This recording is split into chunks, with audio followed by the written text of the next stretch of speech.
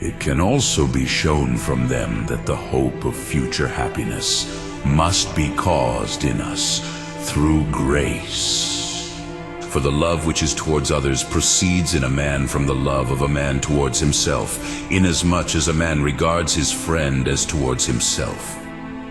Now a man loves himself insofar as he wills good for himself, just as he loves another insofar as he wills good for him. It is therefore necessary that a man, by being affected by his own good, should be led to be affected by the good of another. By this, therefore, that a man hopes good from another, a way is made for a man to love him from whom he hopes good, according to himself. For a man is loved according to himself when the lover desires his good, even if nothing comes of it to him. When, therefore, it is caused in man to love God for his own sake through grace, the result was that through grace man also gained hope from God. But friendship by which one loves another according to himself, even if it is not for his own benefit, yet it has many consequent benefits according to which one friend helps another as he helps himself.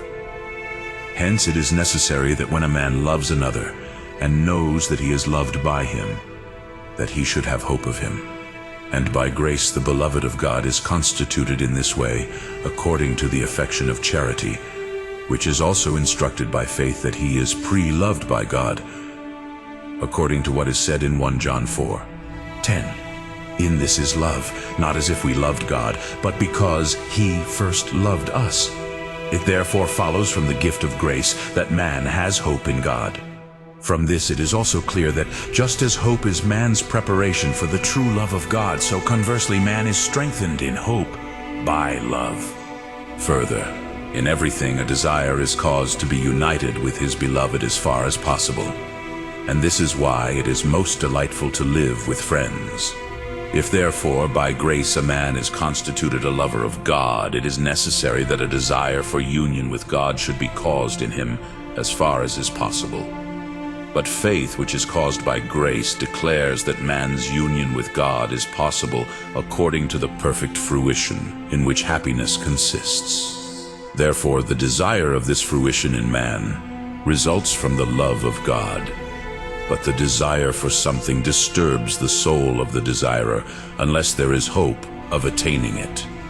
It was fitting, therefore, that in men in whom love and faith in God is caused by grace, that hope of attaining future happiness should also be caused. Again, in those things which are directed to some desired end, if any difficulty arises, the hope of attaining the end brings comfort, just as one bears lightly the bitterness of medicine for the hope of health. But in the process by which we aim at happiness, which is the end of all our desires, many difficulties are imminent to be endured, for the virtue by which we go to happiness is difficult around. Therefore, in order that a man might more easily and readily tend to happiness, it was necessary for him to use the hope of attaining happiness. In addition, no one moves towards an end which he considers impossible to reach. Therefore, in order for someone to continue towards some end, it is necessary that he be affected to regard that end as possible. And this is the feeling of hope. Since, therefore, by grace man is directed to the ultimate end of happiness, it was necessary that by grace the hope of attaining happiness should be impressed upon the human affections. This is why it is said in 1 Peter 1:3 that he regenerated us into a living hope, into an imperishable inheritance preserved in the heavens.